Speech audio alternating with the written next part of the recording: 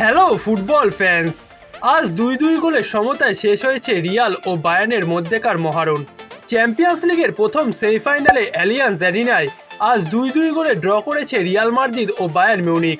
Champions লিগের semifinal match actually যেরকম হওয়া উচিত এই ম্যাচটি হয়েছে সেরকমই।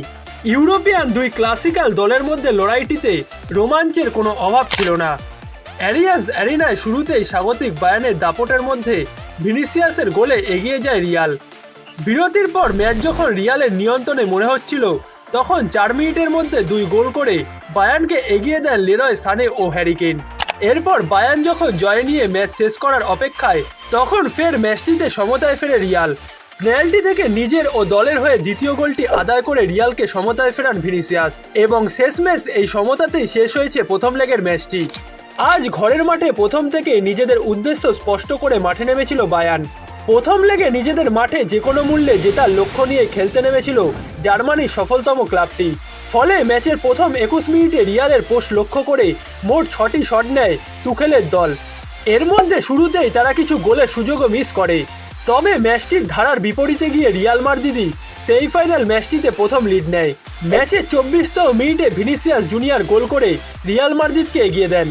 প্রায় মাঝমাঠের কাছাকাছি জায়গা থেকে বায়ার্নের 4 ডিফেন্ডারের ফা এড়িয়ে দুর্দান্ত এক থ্রু বল বাড়ান ম্যাচটিতে অসাধারণ পারফর্ম করা টনি ক্রুস এবং তার বাড়ানো অসাধারণ বল থেকে ভিনিসিয়াস জুনিয়র ম্যাচের প্রথমার্ধে রিয়াল মাদ্রিদকে লিড এনে দেন।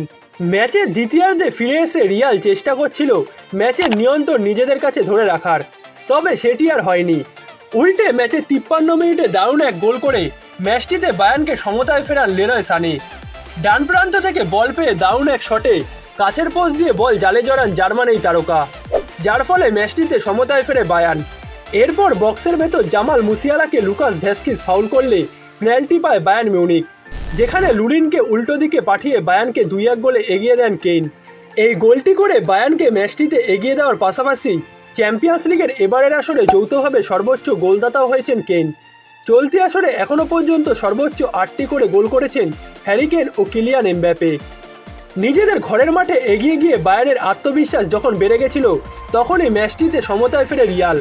ম্যাচের 83তম মিনিটে একটি পেনাল্টি পায় তারা এবং সেই স্পট কিক দিয়ে নিজের দ্বিতীয় গোল করে রিয়ালকে সমতায় ফেরান ভিনিসিয়াস। প্রথম লেগের এই ম্যাচটি ড্র হওয়ার কারণে দ্বিতীয় লেগের ম্যাচটির দ্বারাই নির্ধারণ হবে চ্যাম্পিয়ন্স লিগের ফাইনালিস্ট দল, যেখানে আগামী 8 মে রাতে সেমিফাইনালের দ্বিতীয় লেগে মুখোমুখি হবে এই দুই ইউরোপিয়ান পরাশক্তি।